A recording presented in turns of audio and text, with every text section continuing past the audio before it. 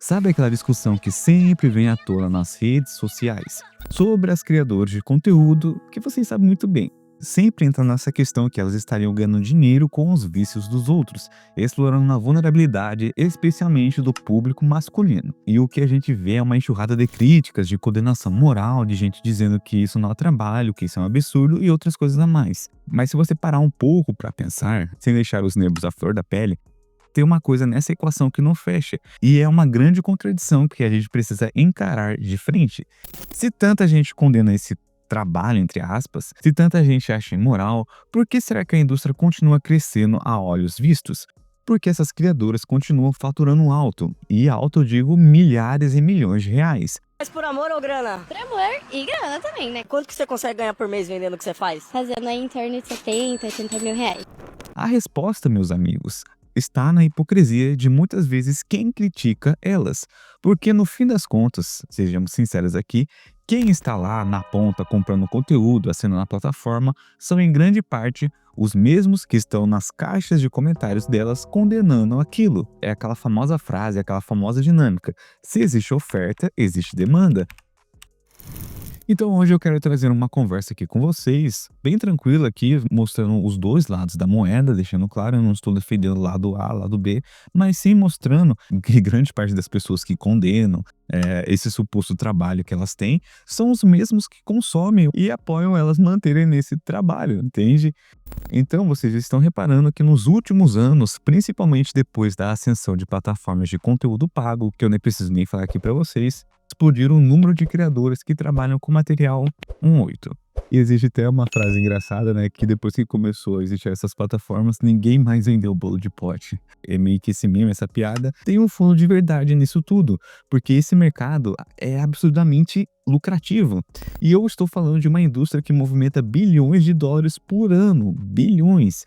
E o que acontece? Principalmente muitas mulheres perceberam que existe uma demanda gigantesca por esse tipo de conteúdo. E ainda mais usando o celular ou qualquer coisa assim dentro da sua casa, você pode gerar um tipo de conteúdo.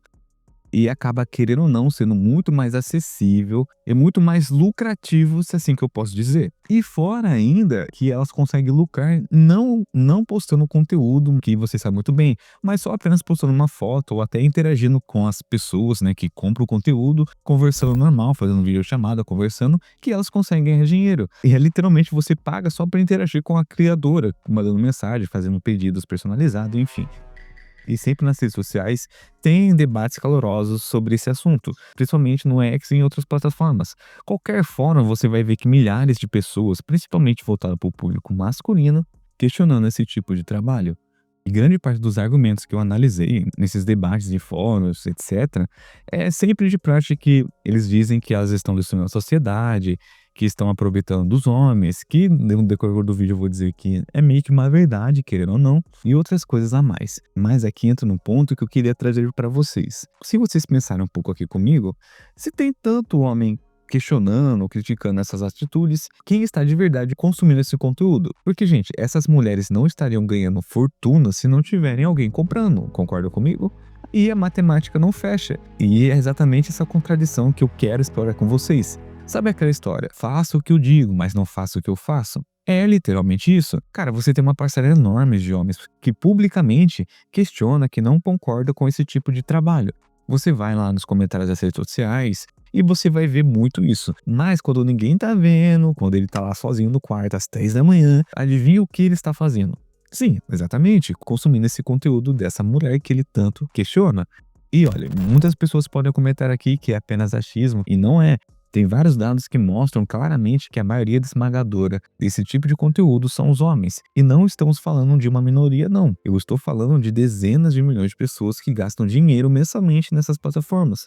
Você possivelmente conhece alguém que assina esse tipo de conteúdo. E também, que nem foi para vocês, essa tal hipocrisia que existe na grande maioria das pessoas que condenam esse tipo de conteúdo são as mesmas que consomem, que criam perfis fakes para questionar, discutir nas redes sociais dessa criadora. Porém, essas mesmas pessoas, principalmente voltadas para o público masculino, compram o conteúdo dela. E se realmente toda essa discussão fosse realmente mostrada à prova, A regra do mercado é antiga e acontece de fato. É economia básica.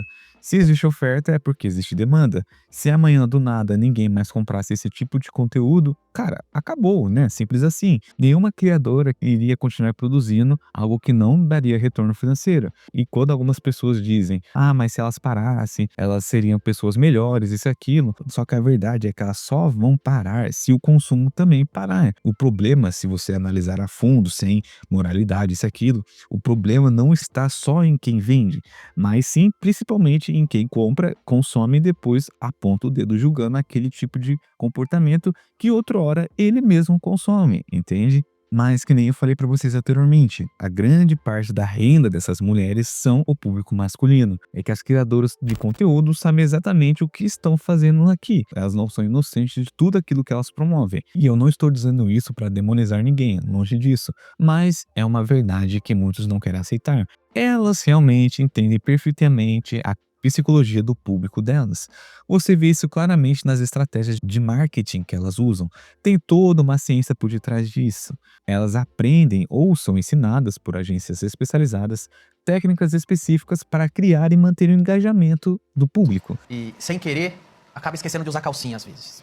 E sem querer eu percebo que uma outra coisa acaba aparecendo. Você é um pouco descuidada. É, realmente, eu esqueço muito das coisas. Você é um pouquinho... Às vezes você esquece das coisas. Esqueço. Por exemplo, assim, uma resposta personalizada. O cara manda uma mensagem para ela e recebe uma resposta que parece ter sido escrita especialmente para ele, mesmo que seja uma resposta padrão que vai para centenas de pessoas.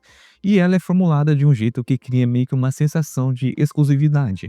E tem também aquela técnica do quase conteúdo, que elas postam fotos e vídeos que tem uma sugestão muito mais, você sabe muito bem, mas nunca entregam tudo de uma vez. Sempre tem algo a mais que você pode ter se assinar o próximo nível, se comprar esse conteúdo exclusivo, se mandar esse presente virtual. É meio que um ciclo infinito de promessas que mantém a pessoa sempre voltando, sempre gastando mais. E detalhe ainda que vocês separam muito, ela sempre tem uma construção de uma persona, que é talvez a estratégia mais poderosa de todas. Elas criam uma personagem, uma versão idealizada delas mesmas e também que o público-alvo delas tem em mente e que fala exatamente o que o público quer ouvir. Uma versão que é sempre disponível, sempre interessada, sempre positiva e sempre validando.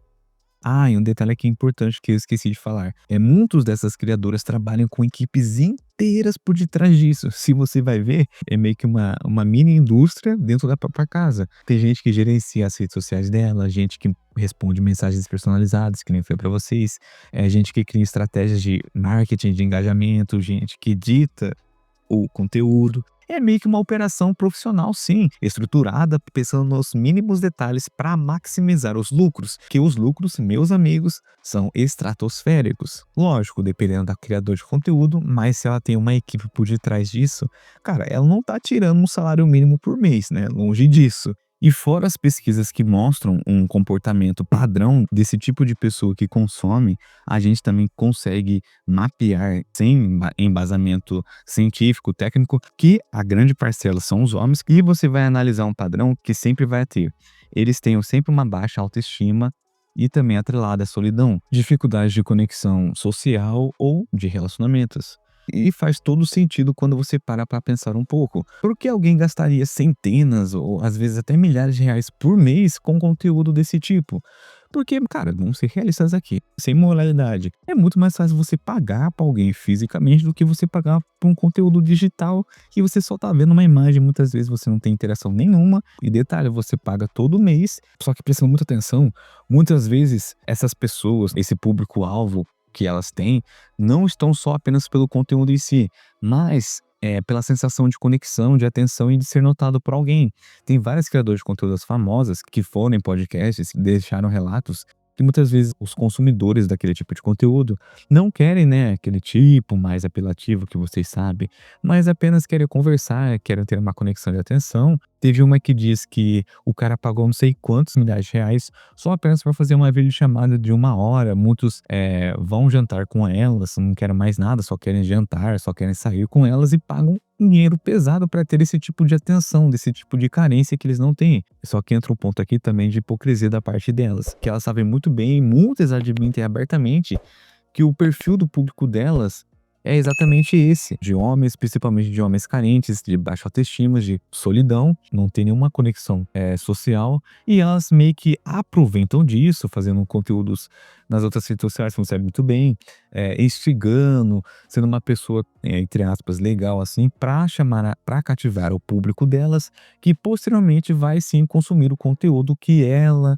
outrora fazer, que ela outrora colocar nas outras plataformas, que vocês sabem muito bem. E isso cria um ciclo vicioso e muito forte.